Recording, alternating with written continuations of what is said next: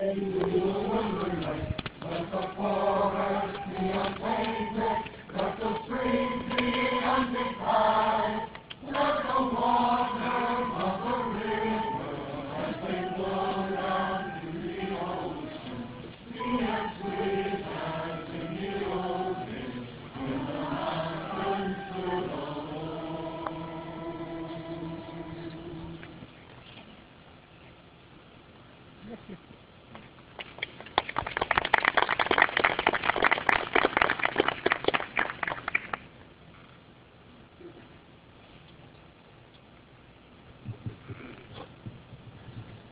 is truly a delight to hear this choir and to have this GNOUU choir amplified by members from All Souls UU in Tulsa, Oklahoma.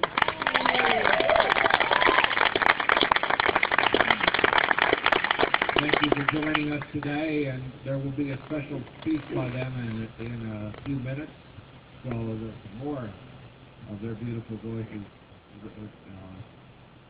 And it's wonderful to be here today. So what are we doing today? Let me describe a little bit what we are doing. I want to quote from Rachel Carson's preface to Silent Spring, where E.B. White wrote, "I am pessimistic about the human race because it is too ingenious for its own good. Our approach to nature is to beat it into submission. We would stand a better chance of survival if we accommodated ourselves to this planet and viewed it appreciatively instead of skeptically and dictatorially." Carson then took her readers in her very first chapter, A Fable for Tomorrow, through a description of the methods humans were using to beat nature into submission. She closes that section with this vision of a tomorrow we may see. There was a strange stillness. The birds, for example, where had they gone? Many people spoke of them, puzzled and disturbed. The feeding stations in the backyards were deserted. The few birds were moribund. They trembled violently and could not fly. It was a spring without voices. This vision of a spring without voices, a silent spring, helped shape an American psyche that has been changing, and over time changed to accept that Earth Day and the radical, earth-respecting advancements that have followed. It led us in the Unitarian Universalist Association to the inclusion of the seventh principle when our current principles and purposes were brought to the 1984 and 85 General Assemblies. And so it is fitting that in this Earth Day, we here will share how our three congregations have affirmed and promoted the interdependent web of existence of which we are a part. And so at this time, I invite forward Alicia Cook, who will describe the efforts of the Green Sanctuary team at CCUU. Alicia, the microphone is yours. Hey everyone, I'm Alicia. I want to tell you a little bit about Green Sanctuary, which is happening at Community Church in Terry University. And I'll start with just the definition that I took from the website. What is the Green Sanctuary? Green Sanctuary provides a structure for congregations to examine their current environmental impact and move towards more sustainable practices in ways grounded in Unitarian Universalism. So this consists of 4 different program areas. We have environmental justice, sustainable living, worship and celebrations, and religious education. And when Jim asked me to be a part of this, I thought I might as well do it because I say yes to pretty much everything. And then I showed up and found out that we have to do 11 projects and that they're going to take place over the course of several years, and it's actually going to be quite a big undertaking. And I thought, whatever happened to the days where, you know, you would just put a recycling bin outside your church and everyone would say, like, well, thank you very much for saving the planet. If those days ever existed, I think we can all agree that they're gone, right? There's a lot that we've learned about the planet. For example, we know that in order to avoid a 2 degrees Celsius temperature rise above pre-industrial levels, we need to keep 80% of existing fossil fuel reserves in the ground. So I think if there is ever a chance that we could recycle or garden or meditate or pray or even worship our way out of the environmental crisis that we've created, that time has definitely passed. So to that note, I want to zero in on just a couple of the different aspects of what the Green Sanctuary Project is. One of them focuses on sustainable living, and that focuses on making changes in your own life that then lead to sort of larger system-wide change. And again, it's really great if you have a recycling bin at home. You do get a gold star for that. Congratulations. But what we are going to be doing is challenging you to take more challenging steps towards, again, system-wide change. So I just want to briefly tell you, big oil, big pollution, big coal, whatever you want to call it, big gas, what are they doing in Louisiana? They are doing exactly what we've asked them to do. They are responding to the demand that we have created. They are responding to the money that we continue to pour into them. They are doing exactly what we have asked them to do in Louisiana. So yes, we will be asking you to recycle, but we're going to be asking you to do a lot more. We're going to be asking you to make significant personal changes in your life that lessen the demand for these industries that we have found ourselves to be addicted to. I'm going to get at least one of you to give up your car by the end of the year, I swear to God. So it's going to be challenging. It's going to be fun. The other aspect that I want to briefly zero in on is the aspect of environmental justice. Environmental justice is the cornerstone of these Green Sanctuary projects. Environmental justice is very, very hard work. What that involves is it involves identifying people who are out there in the community who are already doing good work and they're already making a difference, and finding ways that you can support them, finding ways that you can amplify their message without stepping on what they're doing, and without taking their voice out of their mouth, without taking the project in another direction. And sometimes it's not the direction that you want to go into. It's an extremely difficult thing to do. It's going to have to be combined with some multi-sector work. There might be some anti-racism training that needs to go into that in order to make these projects a success. It's not going to be easy. It's really not. But I'm really proud of the team that we have at CCUU. That involves Sarah Root, who's our fearless leader. She's around here. Hi, Claire. Our esteemed Howard Mielke, Penner, and the Flyer, as well as many other amazing things in Louisiana. We also have Kyle Reedy. We have Laura Miller, Steve Sky Stewart. Am I forgetting anyone besides Rick and Jim? That's the team that we're working on. So I'm very proud to be part of this team. It is going to be challenging, and I think at the end, though, you're going to be really proud of the fact that you have a Green Sanctuary team in New Orleans. So thank you.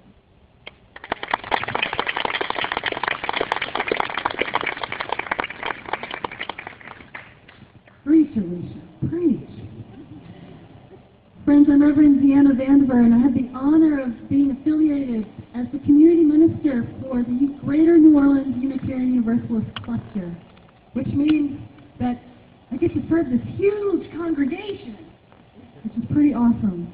And I also get to serve as the co-director of your Center for Ethical Living and Social Justice Renewal, which serves as a catalyst in New Orleans and beyond for promoting social, economic, environmental, and racial justice through activism, community engagement, organizing, and transformational learning. And as part of all of those wonderful hats, as we tend to call them in church, I get to work with all of the congregations, including the North Shore Unitarian Universalist Society, as well as community partners on the North Shore, including the Women's Center for Healing and Transformation. And so it is my honor and my joy to bring to you this morning Patricia Stout, who will speak to you an incredible grace and space that you are holding in this environmental justice. Thank you. I have to say, Alicia's a really hard act to follow, and I think one of the things we need to be doing at North Shore is supporting communities' green sanctuary efforts. On the North Shore, the space abounds with nature, and we're steeped in nature as part of our culture here, so it just makes sense that a lot of our justice work is going to be focused on protecting that. Fracking is here in St. Tammany Parish. It's horizontal drilling that's much more damaging than vertical. Going to read you a brief piece from Echo Watch 2015. Just in case anybody doesn't know this. Fracking is an extreme form of energy extraction that involves mixing tens of thousands of gallons of water and pumping the mixture underground at extreme pressure to break up rock formations and release oil or natural gas. Despite the dangers inherent in fracking, the Industry-Friendly Energy Policy Act exempts oil and gas industries from more than a dozen environmental regulations, including blah, blah, blah, you don't even want to know. And it's also a health issue because it increases the chances of breast cancer. So, there's more we could say about that, but hopefully that gives you the desire to learn more about horizontal fracking. We offered our church facility for the Voices of St. Tammany Against Fracking to bring some renowned environmentalists here in 2015. We captured signatures on 2 or 3 or 4 Sundays for a petition that would require financial accountability for the guaranteed future damages of this practice from companies seeking to frack St. Tammany. Thank you, Terry, for bringing that effort. As individuals, we probably do more than as a church congregation. As individuals, we attend anti-fracking seminars and gatherings. A coalition of organizations that I was proud to note was about half NSU-US members visited with our state representative Paul Hollis to address issues that affect women, including fracking. The new Jim Crow Task Force that began at NSU-US several years ago has led to an extensive interfaith e-list that's managed by Bonnie Schmidt. Please raise your hand, Bonnie. We appreciate all the work she does in our community. And she promotes, among other things on this extensive e-list, anti-fracking gatherings and disseminates information as it arises for us to make our representatives and local officials aware of. That intersects with work that we do on racism that's much needed in our parish, because we know that people of color are on the front lines of environmental injustice. NSU-US also supports the Soldier Partner, the Women's Center for Healing and Transformation, as Reverend Deanna pointed out, and here are some of the things that the Women's Center does for climate justice. Some of our prior board members are heavily involved in the anti-fracking groups here, and they keep us abreast of development. We use our 1,800-person email list and printed communications to promote things coming to town, such as the anti-fracking films that Josh Fox brings. Josh Fox is a leader in the effort that stopped fracking in Pennsylvania, and he made a dozen stops on his U.S. tour against fracking, and Abita Springs was one of those his most important stops because of how much the fracking is coming here. And also NSU-US sends information about that on our weekly updates. I know we're not going to pray our way out of this. She's totally right about that. We do offer to the wider community some equinox and solstice celebrations to mark our connection to the cycling seasons and to the earth. And at North Shore we do that at the church. But the Women's Center does provide programs to help keep us connected to the spiritual aspect of environmentalism. The new moon cacao ceremony, the Native American grandmothers' teachings for the wisdom to protect our Mother Earth for generations to come. You don't have to have biological grandchildren to come. You just have to be over 50 and care about the future of our Earth. And we bring an eco-feminist perspective to our workshops and retreats so that our environmental justice work is grounded in our spiritual life. We have a long way to go, and we hope that being part of GNOUU will help us to move forward in our environmental justice efforts. Thank you.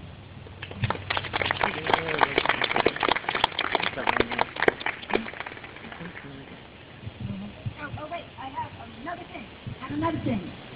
So, this motivates us. Saturday, May 7th, the Aquafest Save Our Aquifer in Abita Springs, Louisiana. May I have a couple of North Shore volunteers willing to man a booth at this important gathering? Raise your hand. Somebody along with Bonnie Schmidt. Yes, we're going to have Taylor come and join us for that. Thank you very much. Good morning. I'm Paul Beadle. I'm the minister at First Unitarian Universalist Church in New Orleans. And I got word this morning that Robert Desmarais Sullivan cannot join us this morning. He's not able to get here. He's all right, but he's not able to be here. So I have brought you me. And years ago when I was installed, no, it was my ordination, I think.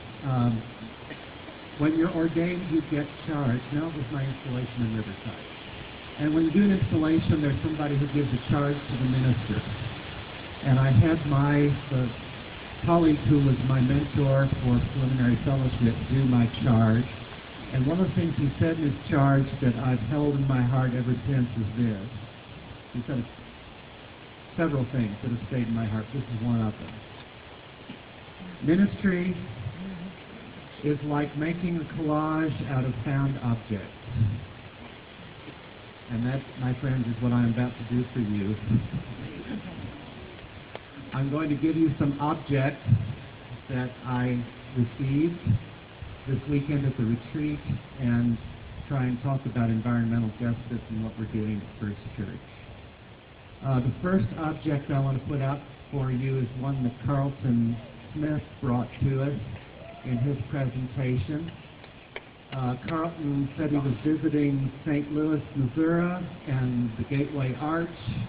And the Gateway Arch was built by an architect named Saarinen, whose father was also an architect, and his father said this: whenever you are designing something, look at the next largest context.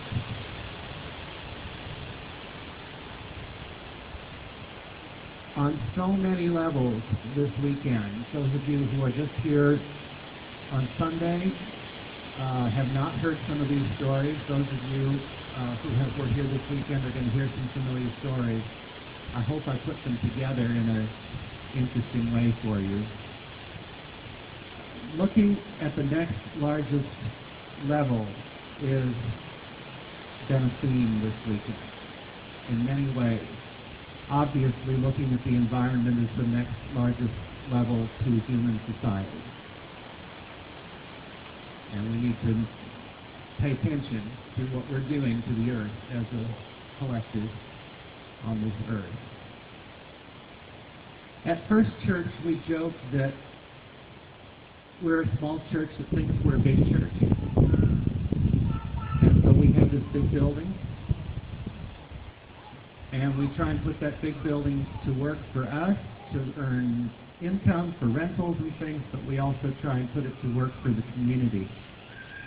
And one of the things that we have done with our building for environmental justice is offered it as space for activists and organizers who are working on important environmental issues. The Gulf South Rising movement that was very visible in our area did its organizing meetings at the First Church Sanctuary and did some of, I think it was Gulf South Rising also did an art build in our gym.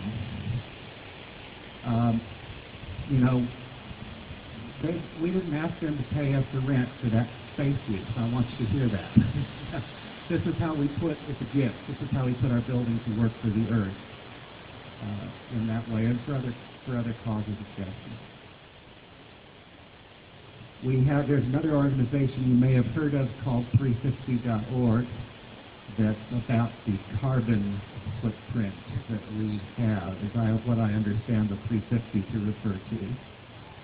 They also have had organizing meetings at First Church. And we're glad to offer that space for the work of justice to get organized.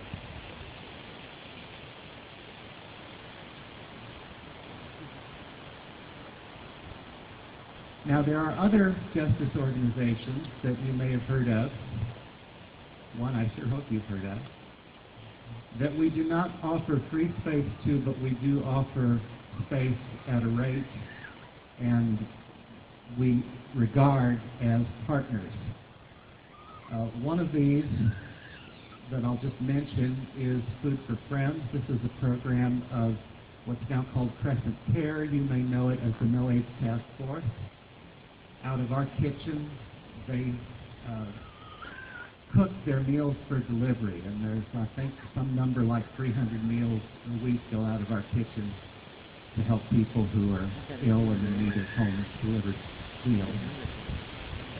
That's one of our two major tenants. The other major tenant, I sure hope you've heard of this organization. It is called, has a big long name, must be a Unitarian Universalist organization, has a big long name, called the Center for Ethical Living and Social Justice Renewal.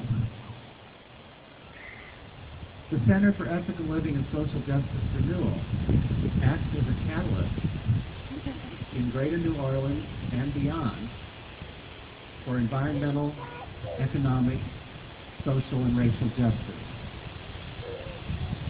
And did you say that once, in what ways we do that? Or did I hear you do that yesterday? They all blend together. They do that in several ways: organizing, transformational learning, activism, community engagement. Always have the director in front of you when you give this talk. That's my advice to you. The co-director, I should say, for Deanna, has had that job for a couple of years, and we made a decision. Our staff, she made a decision with our staff, and the board was part of that decision, but really blessed her wisdom in making a good discernment. We've split the position.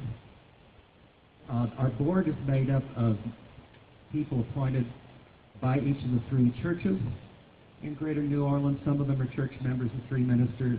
Well, if there were three ministers at three churches, there would be three ministers on the board. And then we try and bring people from the community who are not members of our churches, so we can have a conversation with the outside world on the inside at our table.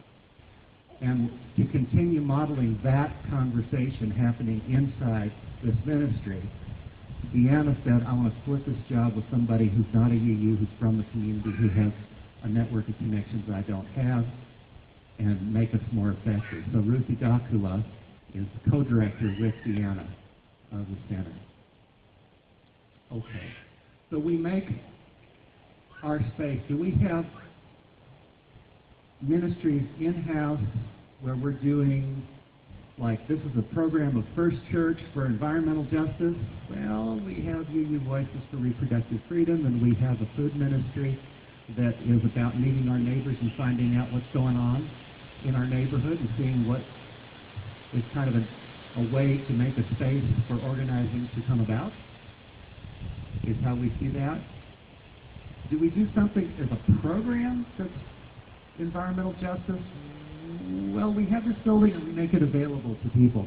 And you know what? That's a good way to serve the environment. If we don't have to invent it ourselves, right? We can partner with our neighbors. First Church learned a lesson after the storm. We have a commercial-grade kitchen because we partnered with No AIDS Task Force to build that kitchen. We have a powerful ministry in the community, in the center, because we partner with the center. And I hope we partner well and better every year with the center. But it's not the First Church organization, it's a partner organization that's organizing the work, and we find a way to help. One of the ways we help is our building. Another way we help is by saying, what do you need volunteer help with? But we get involved, we connect with our neighbors. That's the next level out, right? Like Sarin had wrote about designing something. And we can all do that individually as churches. Another level of next level out that's really come home to many of us who are here this weekend and talking about it is 3 churches but a cluster. Oh my gosh. And how many years have those of you who are from Greater New Orleans heard Deanna or somebody else say, I serve these 3 congregations, and it's this big congregation. And why do we still think of ourselves as these little churches? Take the next step out. And then we learned that there are people here from Tulsa, and from Mobile, and from, help me, Hammond, and from Baton Rouge, Florida. My goodness. There's a next step out from GNOUU. Woo!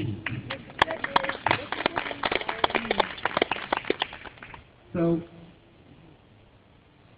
I started with the environment is the obvious way out there, next step out, but we get that far out by these next steps, next steps, next steps, next steps. Last found object I'm going to give you came to me this morning, sitting around the campfire.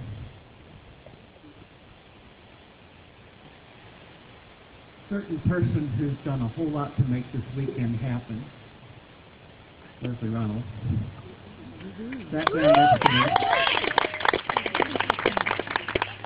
sat down next to me and we started talking, and somebody came by and said, "Oh, Leslie, you look relaxed." She says, "Yeah, I'm exhausted." But we talked about, you do something and you wonder if you're going to see the fruits of your action. And she quoted somebody saying to her, "Well, don't worry about it. The fruits of your actions will be seen. It may be in 700 years."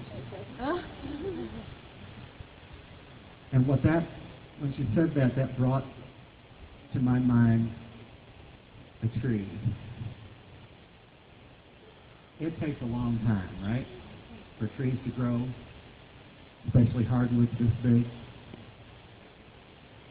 And I saw a picture. Some of you may, like me, have joined the Ain't There No More group on Facebook, and they post a lot of vintage pictures of New Orleans. And the other day, there was a picture of St. Charles Avenue in 1914. And if you go on St. Charles Avenue today, there's these big, beautiful live oak trees. 1914, they were that tall. Oh, that looks different then. The fruits of our actions. It may take a while. Am I a root in this tree? Am I a branch? Am I a bud?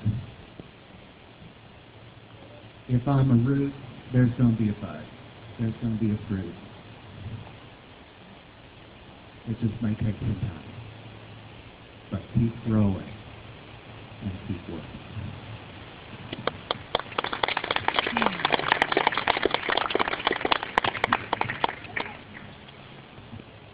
Thank you, Paul.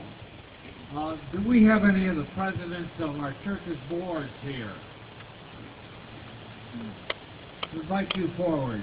This is one of the things that we always have at our GNOUU services. We invite the presidents of the board and the GNOUU board members to church's board members to come forward.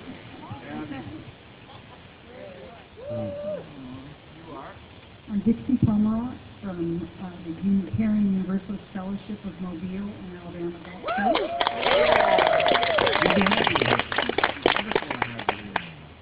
Anybody from any of the other churches? Who's the board member?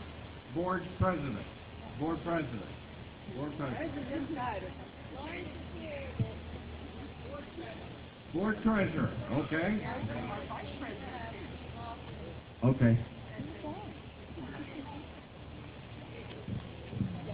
I'm Gwen Dennis from North Shore, and I'm the board treasurer. Our president is Lawrence Pratt. Oh, there he is. Come on, get up here.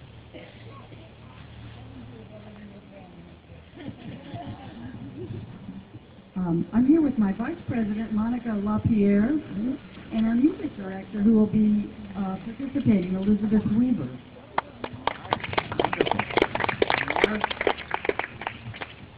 There's a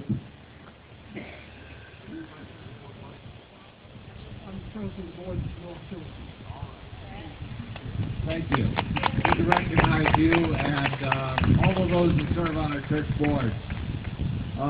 Now is the time for your offering, and we have an offering at these Greater New Orleans UU services that goes to the Greater New Orleans Unitarian Universalists. It's an opportunity to help GNOUU provide leadership training to the members of our congregation. That offering will now be received.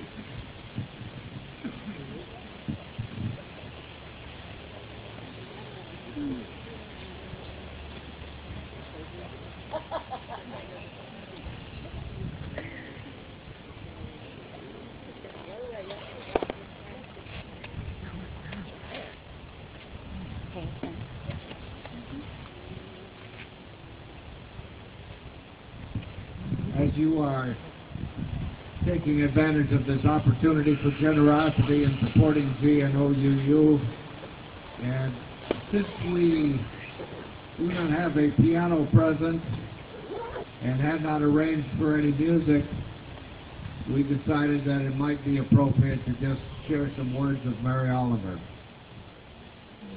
Leaves and blossoms along the way. If you're John Muir, you want trees to live among. If you're Emily, a garden will do. Try to find the right place for yourself. If you can't find it, at least dream of it.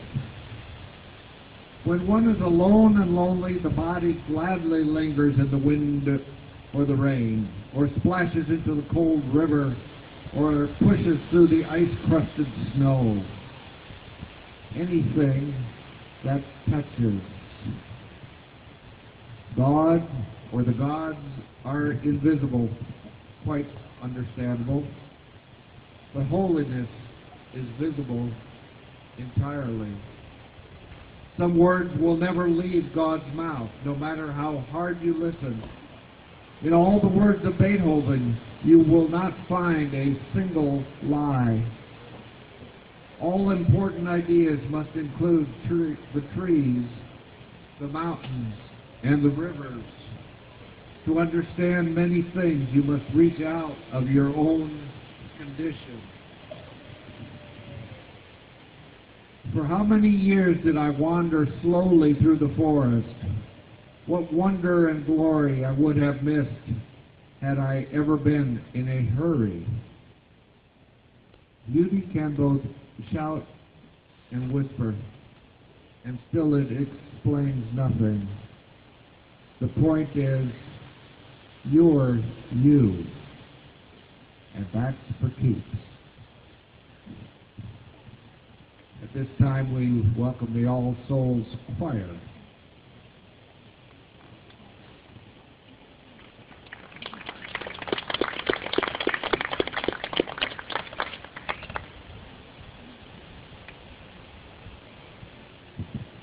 And their piece is, You Are the New Day.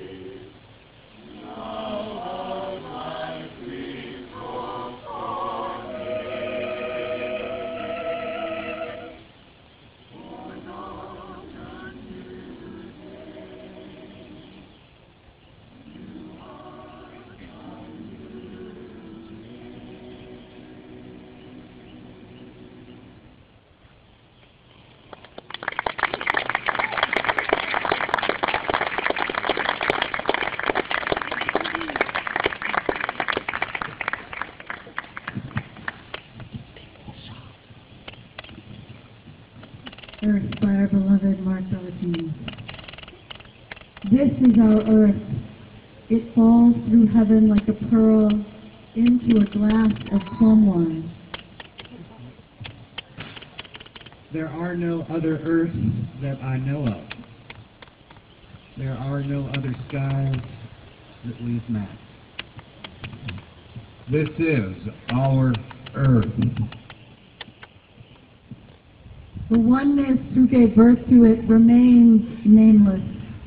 There was no midwife then to bring us word of the birth cry. We only rejoice that it is this earth.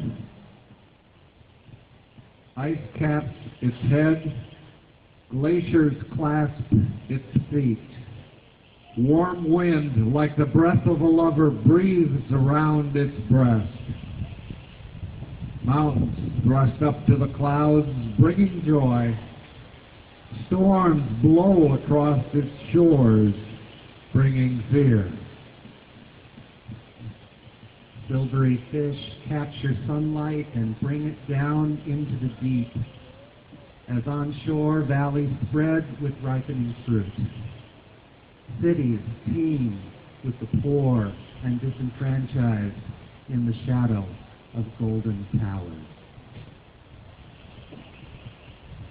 Children live and also die. Highways throb. Monks sit in silence. Mothers work. Crickets chirp. Teachers plan. Engineers design. Fathers write letters. People marry. With and without the blessings of law. People cry. They laugh and brood and worry and wait. This is our earth. There are no other earths. Before its wonder, philosophers fall silent. Before its mystery, poets admit their words are shadow, not light. And all the great names religious teachers have left to us: Ishtar, Shekinah, Terra Mater, Suchness, Wakantanka, Gaia, suddenly refuse to announce themselves. And so we too fall silent, entering the time where words end and reality begins. Friends, I invite all of the GNOUU board members forward, all of our larger leaders, these leader in the faith, come forward to surround the chalice. And as you gather, we invite the wonderful religious education, exploration, water, wonder people forward to share with us what you've co-created.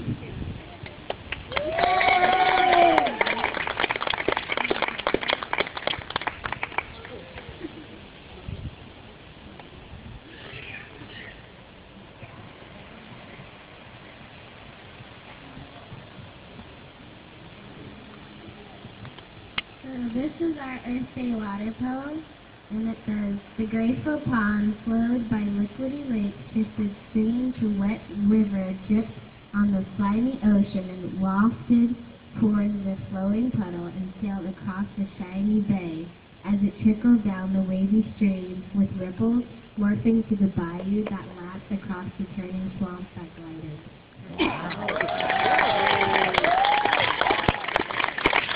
Thank you.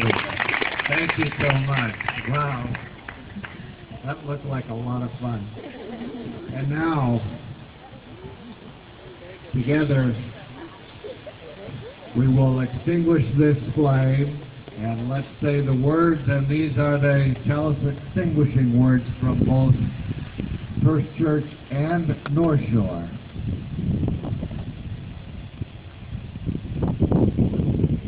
We extinguish this flame, but not the light of truth, the warmth of community, or the fire of commitment. These we carry in our hearts until we are together again.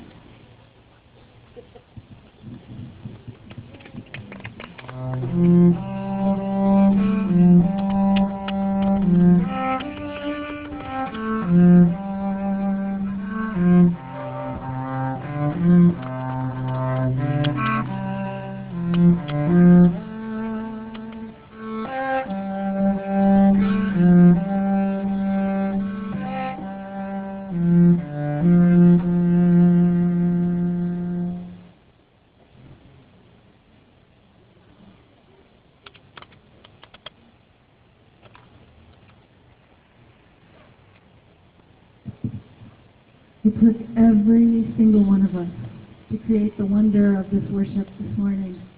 Friends, I invite us to make a joyful noise. Laugh, clap, snap. Be heard in this world.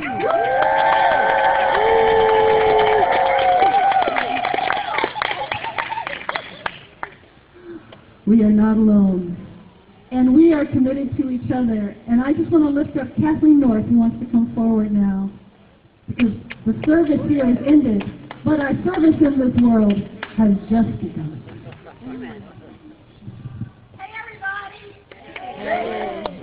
Okay, so how many of y'all really want to save this planet for our children and grandchildren and great-great-grandchildren and so on? Okay, what if I told you that way more than recycling, and as much, and some people say even more than giving up your car, there's something that you could do right now, and it's not that hard, and you could do it, and it would make the biggest impact as an individual that you could make on saving the environment. Would you be interested? Okay. I said no, real nice, didn't I? Okay, so the UN is actually trying to get people to eat plants because growing meat and dairy and eggs is pretty much one of the biggest impacts on the environment negatively that we can do.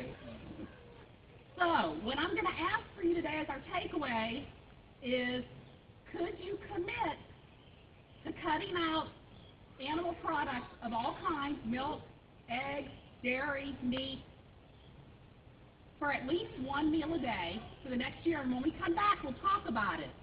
Or two. I'd really rather you do two. You liked those veggie burgers yesterday, right?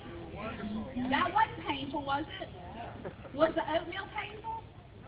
No. So, how many burgers?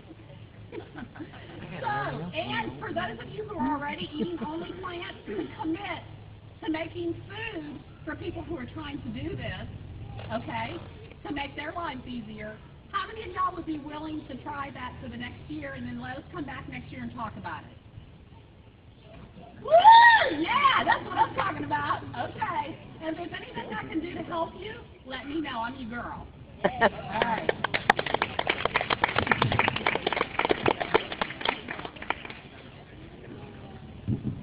That is the service. There are some people are getting on the bus and heading through.